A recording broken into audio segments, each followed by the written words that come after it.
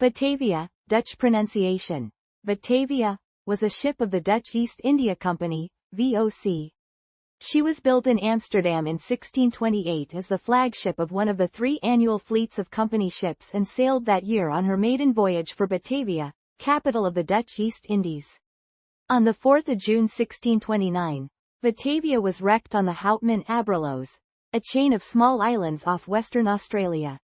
As the ship broke apart, approximately 300 of the Batavia's 341 passengers and crew made their way ashore, the rest drowning in their attempts. Her commander, Francisco Pelsart, sailed to Batavia to get help, leaving in charge senior VOC official Jeronimus Cornelisz, unaware he had been plotting a mutiny prior to the wreck. Cornelisz tricked about 20 men under soldier Weeb Hayes into searching for fresh water on nearby islands, leaving them to die. With the help of other mutineers, he then orchestrated a massacre that, over the course of several weeks, resulted in the murder of approximately 125 of the remaining survivors, including women, children and infants. A small number of women were kept as sex slaves. Meanwhile, Hayes' group had unexpectedly found fresh water and, after learning of the atrocities, waged battles with Cornelisz's group. In October 1629, at the height of their last and deadliest battle, they were interrupted by the return of Pelsart aboard the rescue vessel Sardam. Pelsart subsequently tried and convicted Cornelisz and 6 of his men, who became the first Europeans to be legally executed in Australia. 2 other mutineers, convicted of comparatively minor crimes, were marooned on mainland Australia, thus becoming the first Europeans to permanently inhabit the Australian continent, although nothing more was heard of them. Only 122 of the original passengers made it to the port of Batavia. Associated today with one of the worst horror stories in maritime history, Batavia has been the subject of numerous published histories. Due to its unique place in the history of European contact with Australia, the story of Batavia is sometimes offered as an alternative founding narrative to the landing of the First Fleet in Sydney. Of the 47 or so VOC wrecks which have been located and identified, Batavia is the only early 17th century example from which the remaining hull components have been retrieved, conserved and subject to detailed study. Many Batavia artifacts are housed at the Western Australian Shipwrecks Museum in Fremantle, while a replica of the ship is moored as a museum ship in Lelystad in the Netherlands. Construction. In the 16th and 17th centuries, the Dutch were the major shipbuilders of Northern Europe, innovating both designs, e.g. the flute, and technology, the windmill-driven sawmill. They did, though, use the bottom-based construction sequence, which uses a shell-first system for the lower part of the hull. The planks are shaped and then laid edge to edge, having the appearance of carvel construction, but are put in position before the frames are installed. The shape of the bottom of the hull is therefore derived from the shaping of the hull planks. The bottom-based construction sequence is the same as used on medieval cogs, and some argue that this is an older Romano-Celtic building tradition. Ships belonging to the Dutch East India Company, VOC, were generally built in the company's own shipyards. The VOC issued charters which gave detailed specifications for these ships. These were updated from time to time. The charters gave a range of key hull dimensions and scheduled the sizes of the scantlings.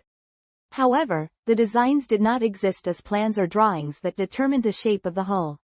Unlike ships built for European trade, the VOC East Indiamen were planked with a double skin of oak structural planking. This was sheathed with a double layer of pine which incorporated tar and animal hair, together with closely spaced iron nails. The pine layer was intended to resist teredo worm. The length-to-beam ratio of Batavia was 4.41. This made her narrower than preceding VOC ships. A 1619 VOC shipbuilding charter gives a length-to-beam ratio of 3.91. It is suggested that there was a trend for VOC to have increasingly narrower designs in the early part of the 17th century. All VOC ships had a relatively high length-to-beam ratio, covering a range of 3.71 to 4.51. This was at a time when a 3-to-1 ratio would not have been unusual. Batavia, in common with other Dutch ships of the time, was built from oak imported from the forests bordering the Vistula. The Dutch trade in timber from the Baltic, particularly oak, dates back to the early 13th century. By the early 17th century, Dutch merchants dominated the European timber trade. Oak from the Vistula region ceased to be used after 1643. It is possible that Dutch shipbuilding had, by then, been a cause of deforestation of the area. Batavia may have been one of two ships specified in the VOC shipbuilding charter of the 29th of March 1626. Normally it took 18 months to build one of these vessels, so a small delay would fit the dates. The name, Batavia, was chosen on the 29th of June 1628. The leaders of the VOC pushed for the ship to be ready for the next fleet, consisting of 5 other ships, which was due to leave in September or October 1628. Batavia would be the flagship of this fleet. Maiden voyage. On the 29th of October 1628, the newly built Batavia, commissioned by the VOC, sailed from Texel in the Netherlands for the Dutch East Indies, to obtain spices. Their orders were to use the Brouwer route, like all ships of the Dutch East India Company. This involved sailing to the south of a direct course to Jakarta, but without any way of measuring longitude, it was difficult to judge when to make the turn north. A late turn gave the risk of running aground on the coast of Australia. It sailed under commander and senior merchant Francisco Pelsart, with Arian Jacobsz serving as skipper. Pelsart and Jacobsz had previously encountered each other in Dutch Sorate, when Pelsart publicly dressed down Jacobsz after he became drunk and insulted Pelsart in front of other merchants. Animosity existed between the two men after this incident. Also on board was the junior merchant Jeronimus Cornelisz, 30, a bankrupt apothecary from Haarlem who was fleeing the Netherlands, in fear of arrest because of his heretical beliefs associated with the painter Johannes van der Beek. Mutiny plot. According to Pelsaert's account, Jacobsz and Cornelisz conceived a plan to take the ship during the voyage, which would allow them to start a new life elsewhere, using the huge supply of trade gold and silver on board. After leaving the Cape of Good Hope, where they had stopped for supplies, Jacobsz is alleged by Pelsart to have deliberately steered the ship off course, and away from the rest of the fleet. Jacobsz and Cornelisz had already gathered a small group of men around them and arranged an incident from which the mutiny was to ensue.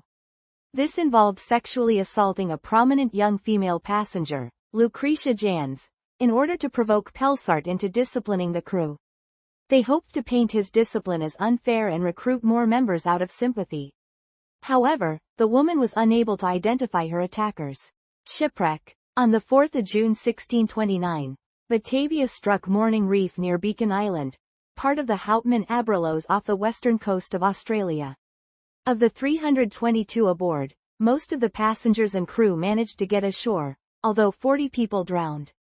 The survivors, including all the women and children, were then transferred to nearby islands in the ship's longboat and yawl. An initial survey of the islands found no fresh water and only limited food, sea lions and birds. Pelsart realized the dire situation and decided to search for water on the mainland. A group consisting of Jacobsz, Pelsart, senior officers, a few crew members, and some passengers left the wreck site in a 9-meter, 30 feet, longboat in search of drinking water. After an unsuccessful search for water on the mainland, they left the other survivors and headed north in a danger-fraught voyage to the city of Batavia, Dutch East Indies, the ship's namesake, to seek rescue. En route the crew made further forays onto the mainland in search of fresh water. In his journal, Pelsart stated that on the 15th of June 1629, they sailed through a channel between a reef and the coast, finding an opening around midday at a latitude guessed to be about 23 degrees south where they were able to land, and water was found. The group spent the night on land. Pelsart commented on the vast number of termite mounds in the vicinity and the plague of flies that afflicted them.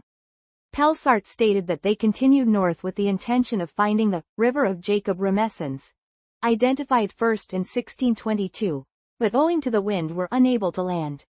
Drake Brockman has suggested that this location is to be identified with Yardie Creek. It was not until the longboat reached the island of Nusa Kambangan in the Dutch East Indies that Pelsart and the others found more water. The journey took 33 days, with everyone surviving. After their arrival in Batavia, the boatswain, Jan Everts, was arrested and executed for negligence and outrageous behavior. Before the loss of the ship, he was suspected to have been involved.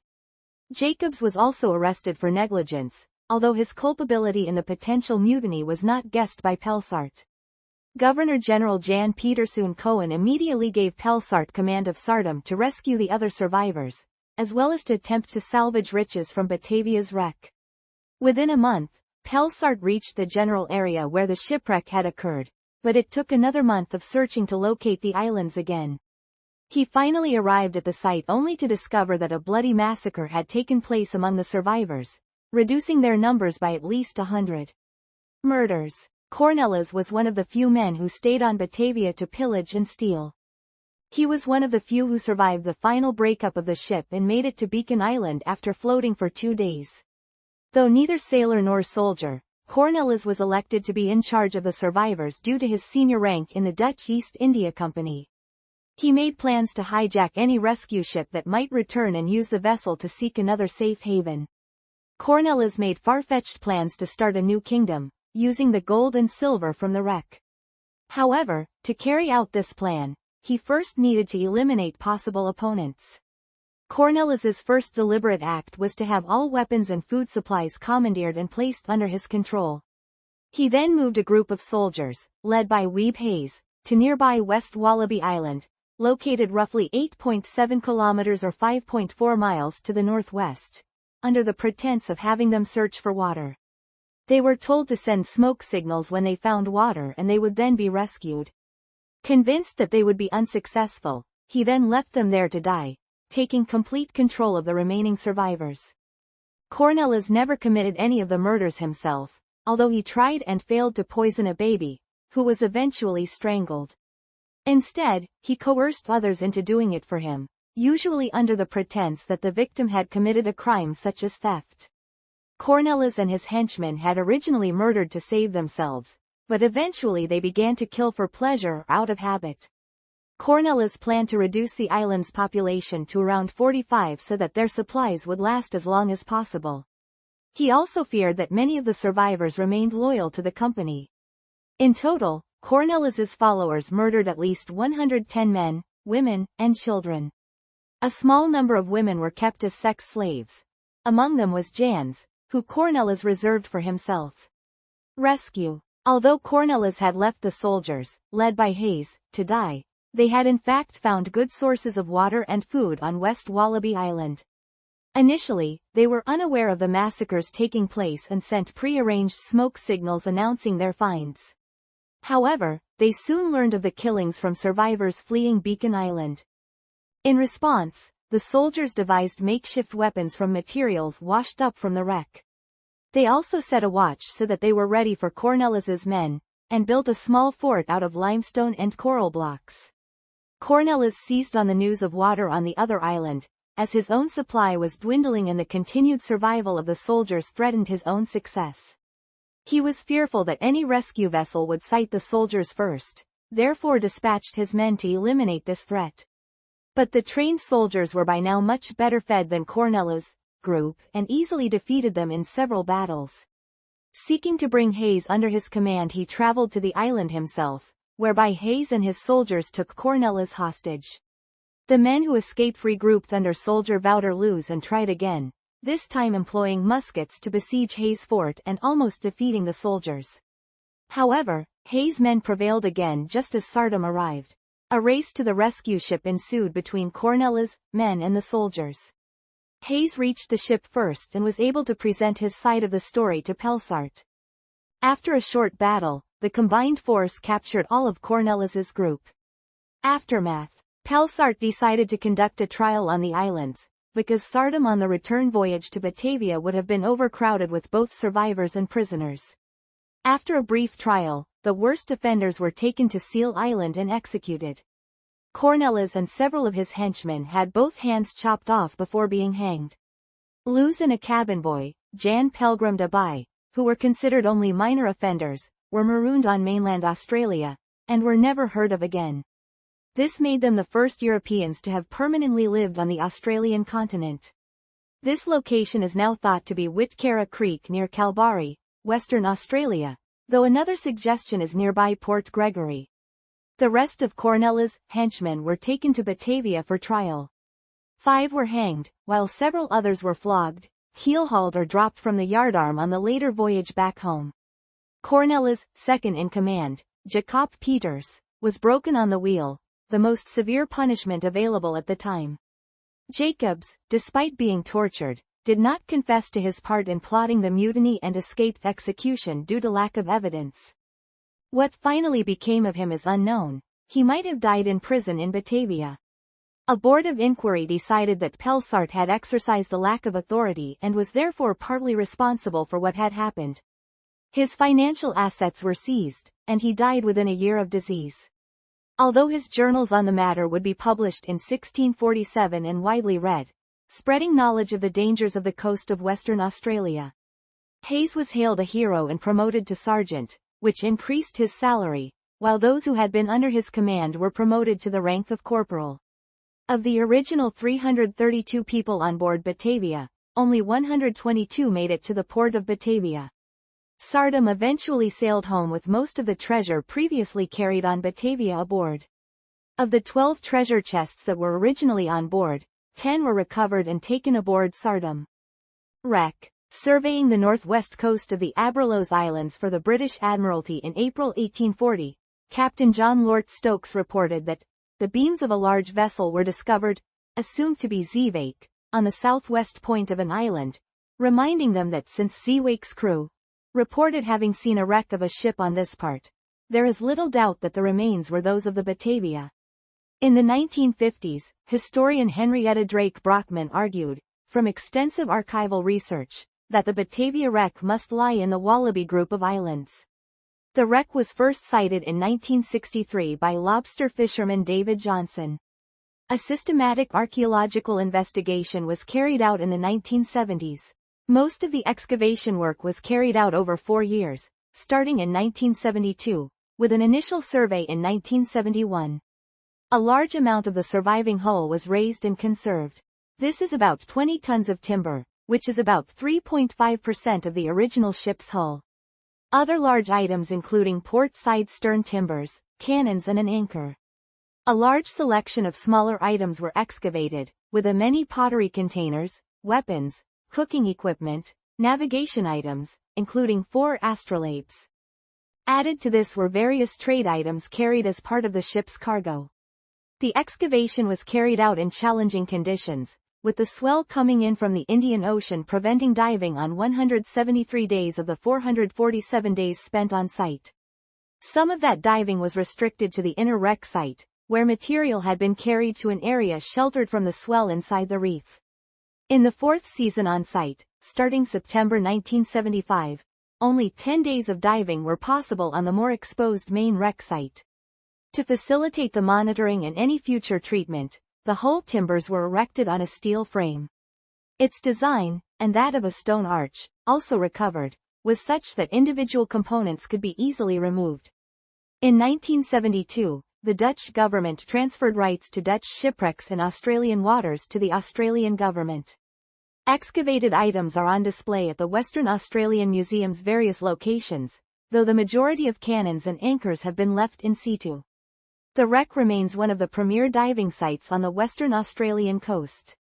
Bullion and jewels. Batavia carried a considerable amount of silver coins, manufactured silver items and jewels. The manufactured silverware were trade goods that Pelsart had specifically requested to use in improving the VOC's trading capability.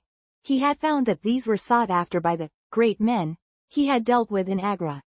Though Pelsart's divers recovered some of the silverware in his salvage operations, a large quantity still remained to be recovered in the archaeological investigation. As well as more usual tableware, the silver finds included parts of bedsteads. Each ship in the Batavia class carried an estimated 250,000 guilders in 12 wooden chests, each containing about 8,000 silver coins. This money was intended for the purchase of spices and other commodities in Java. The bulk of these coins were silver Rijksdaalder produced by the individual Dutch states, with the remainder being mostly made up of similar coins produced by German cities such as Hamburg.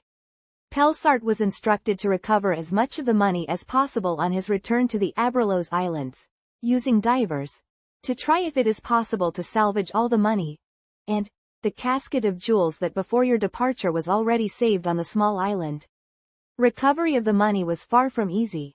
Pelsart reported difficulties in pulling up heavy chests, e.g. the 27th of October 1629, when a chest had to be marked with a buoy for later recovery. On the 9th of November, he recorded sending 4 money chests to Sardam, and 3 the next day, but then abandoned further recovery work. By the 13th of November, Pelsart recorded that 10 money chests had been recovered, about 80,000 coins, leaving 2 lost since there had been 12 loaded originally. One was jammed under a cannon, and the other one had been broken open by Cornelisz' men.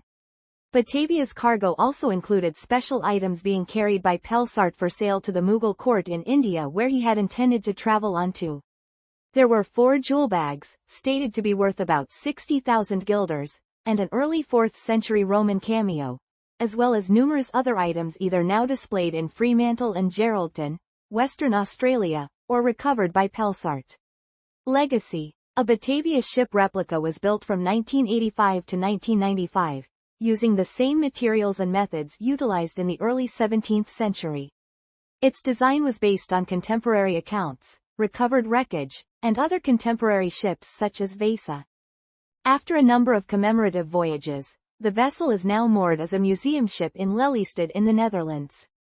Media. The story was retold in Hugh Edwards' Islands of Angry Ghosts, which describe the wreck and aftermath and then followed with the story of the discovery and recovery. In 1973, Bruce Beresford produced a film about the ship called The Wreck of the Batavia. Another documentary film, The Batavia, Wreck, Mutiny and Murder, was aired on the 9 network in 1995. In 2001, the Welsh author Mike Dash published his book, Batavia's Graveyard, the true story of the mad heretic who led history's bloodiest mutiny, a historiographic account of the events and people aboard the Batavia. Arabella Edge's debut novel, The Company, The Story of a Murderer, 2000, provided a fictionalized account of the wreck of the ship, and the aftermath. In 2012, Peter Fitzsimons released a book called Batavia discussing the events in detail, and in 2017, a 60 Minutes report detailed the archaeological recovery of the skeletal remains of some of the victims. Casefile True Crime Podcast also covered the incident in detail in February 2020, as did Omnibus, Ken Jennings and John Roderick's podcast in 2022. The Voyage, Shipwreck and subsequent events are the subject of David Mark's 2022 novel Anatomy of a Heretic as well as Jess Kidd's 2022 novel The Night Ship. The extreme metal band Destroyer 666 wrote a song about the mutiny, Batavia's Graveyard, which is featured on their album Never Surrender.